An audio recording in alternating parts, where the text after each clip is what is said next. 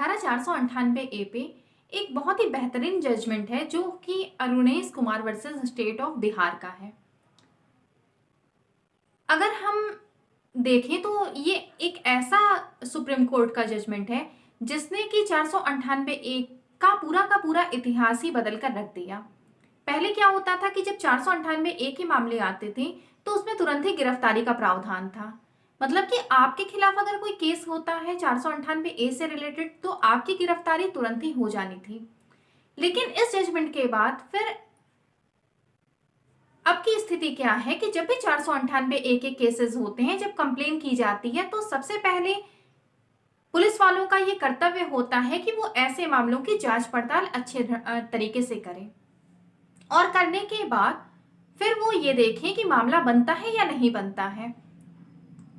और अगर मामला बनता है तो पहले वो वुमेन सेल में मामला भेजते हैं, वहां पर कॉम्प्रोमाइज की कोशिश की जाती है। अगर दोनों पक्षों के बीच में फिर भी कॉम्प्रोमाइज नहीं होता तो फिर ऐसी स्थिति में एफआईआर दर्ज कर ली जाती है अगर पत्नी चाहती है तो। आज के इस वीडियो में हम बात करेंगे कि आप किस तरह से, अगर आपके खिलाफ 498 ए का झूठा मुकदमा हो गया है तो आप किस तरह से उसे क्वैश करवा सकते हैं। अरुणेश कुमार का जो निर्णय है उसमें केवल यही बात नहीं कही गई है कि केवल गिरफ्तारी से संबंधित प्रावधान ही उसमें नहीं बताया गया है, जबकि अगर हम उस जजमेंट को पढ़ते हैं तो उसमें बहुत सारी बातें ऐसी हैं जो कि हमें 498 ए पर क्लियर पॉइंट ऑफ व्यू देती हैं। इसमें एक बात और कही गई कि किसी भी रिश्तेदार का नाम तब तक नहीं डलवाया जाएगा जब तक कि इसके बारे में ठोस सबूत नहीं होगा। मतलब अगर पत्नी जाती है या अगर उसके घर वाले जाते हैं और जाकर के 498 ए का मुकदमा करवाते हैं अपनी बेटी की तरफ से और उसमें ससुराल पक्ष के कई लोगों का नाम वो डलवाते हैं, तो पहले ये पुलिस की जिम्मेदारी बनती है कि वो उसमें देखें कि क्या उन लोगों के खिलाफ कोई ठोस सबूत है या नहीं है। अगर सबूत नहीं है तो ऐसे रिश्तेदारों का नाम, ऐसे घर वालों का नाम उसमें नहीं डाला जा सकता। अरुणेश कुमार का जजमेंट इस पॉइंट ऑफ व्यू पर भी बहुत ही एक बेहतरीन जजमेंट माना जा सकता है। अगर इन सारे तथ्यों पर बिना ध्यान दिए हुए एफआईआर दर्ज करा दी गई है और उसमें आपका नाम और आपके घर वालों का नाम, आपके रिश्तेदारों का नाम गलत तरीके से डलवाया गया है, तो ऐसी स्थिति में आप क्वैशिंग के लिए जा सकते हैं। क्वैश कराने का क्या मतलब होता है, एफआईआर क्वैश कराने का क्या मतलब होता है, ये भी आपको बता दें एक साधारण से शब्दों में। एफआईआर को क्वैश कराना का मतलब होता है कि जो आपके खिलाफ एफआईआर की गई है आप उसको रद्द करवा सकते हैं। अब आप ये जो रद्द करवाएंगे, एफआईआर पास नहीं है, थाने से आप एफआईआर को रद्द नहीं करवा सकते। एफआईआर कहाँ से रद्द होगी, तो इसके लिए आपको हाई कोर्ट में जाना होगा।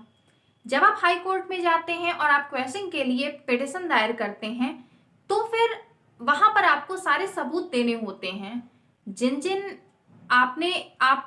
भी पॉइंट ऑफ व्यू पर आप क्वैश कराना चाहते हैं तो उससे संबंधित आप सारे सबूत लेकर के जाइए, जिससे कि आप हाई कोर्ट को ये समझाने में सक्षम रहिए कि आप जो बात कह रहे हैं वो सही है और आपको झूठे ढंग से आपको फंसाया जा रहा है या आपके घर वालों को फंसाया जा रहा है।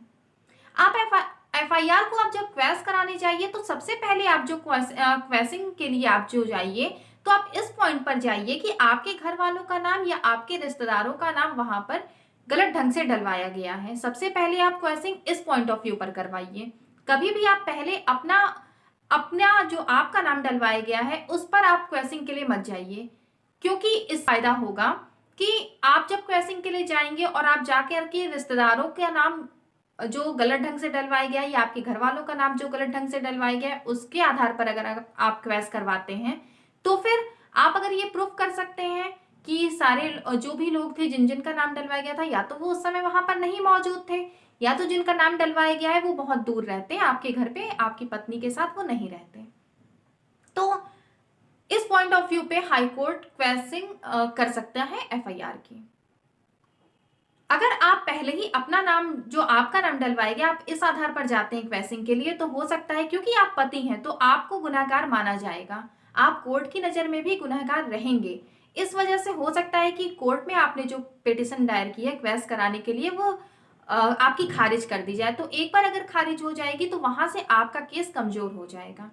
इसलिए पहले आप जो क्वेश्चन कराने के लिए जाइए तो वो आप अपने घर वालों का जो नाम डलवाया गया था आप उसके आधार पर जाइए। इसके बाद इस तरह के जो केस होते हैं आप उसमें टाइम के पॉइंट ऑफ व्यू को पकड़िए। जैसे कि एफआईआर में कोई ऐसा टाइम लिखवाया गया है जिस टाइम पर आपकी पत्नी या फिर जिनके बारे में उसने बताया है कि उन लोगों ने उसके साथ क्रूरता की या आपने क्रूरता की, तो आप उस आप टाइम पर आप ध्यान दीजिए और आप ये जानने की कोशिश करिए कि आप उस समय पर या आपके जो भी रिश्तेदार हैं या घर वाले हैं उस समय पर वहां पर मौजूद थे भी या नहीं थे। अगर आप इस टाइम के पॉइंट ऑफ व्यू को अगर आपने एक बार अच्छे से पकड़ लिया तो हो सकता है कि आप इस आधार पर अपने मुकदमे को आप अपने एफआईआर को क्वेश करवा सकते हैं आसानी से। आप इसका प्रूफ दे सकते हैं कि आप उस समय पर वहां मौजूद नहीं थे या आपकी पत्नी उस समय पर वहां मौजूद नहीं थी, तो आप इस आधार पर आसानी से अपने एफआईआर को क्वेश करवा सकते हैं।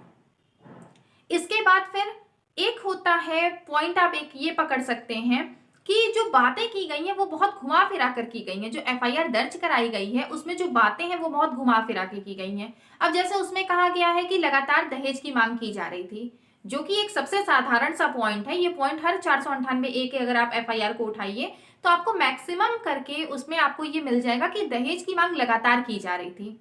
अब ये जो दहेज की मांग लगातार की जा रही थी तो ये इस चीज का आपके पास कहीं ना कहीं कोई प्रूफ होगा।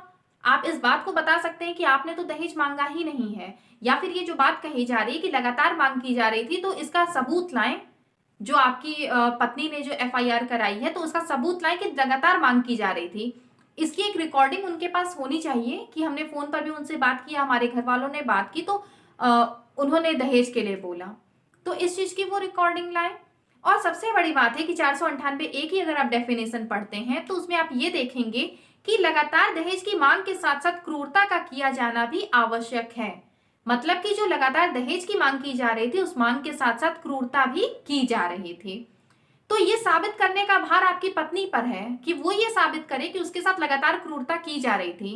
अगर लगातार क्रूरता की जा रही है तो मेडिकल रिपोर्ट तो होगी ना।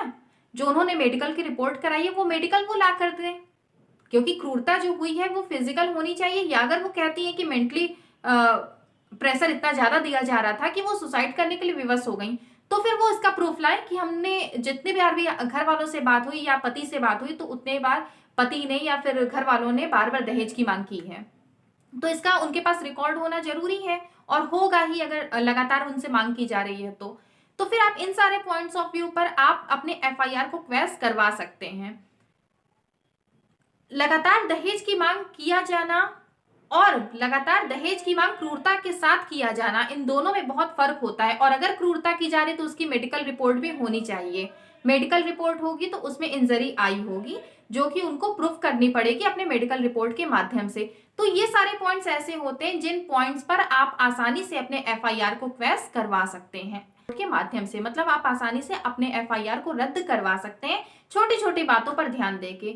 जब भी आपके खिलाफ एफआईआर होती है तो आप उस एफआईआर की कॉपी को बहुत ही बारीकी से पढ़िए। जब आप बारीकी से पढ़ेंगे आप किसी अपने एडवोकेट को उस कॉपी को दीजिए और उनके माध्यम से आप उनसे बोलिए कि वो उस पे वो पूरा फोकस करें, उसके एक एक लाइन पर फोकस करें। जब वो छोटे छोटे पॉइंट्स पर भी ध्यान देंगे तो उनको कहीं ना कहीं कोई पॉइंट ऐसा जरूर समझ में आएगा जिसके माध्यम से वो आपकी एफआईआर को क्वेश करवाने के लिए हाई कोर्ट में पिटीशन डाल सकते हैं।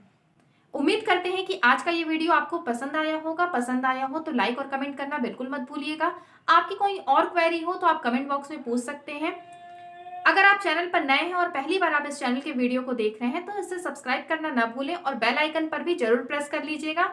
ऑल के ऑप्शन पर क्लिक करिएगा जिससे आपको आने वाली वीडियोस की नोटिफिकेशन तुरंत ही मिल सके। वीडियो को लास्ट तक देखने के लिए बहुत बहुत धन्यवाद।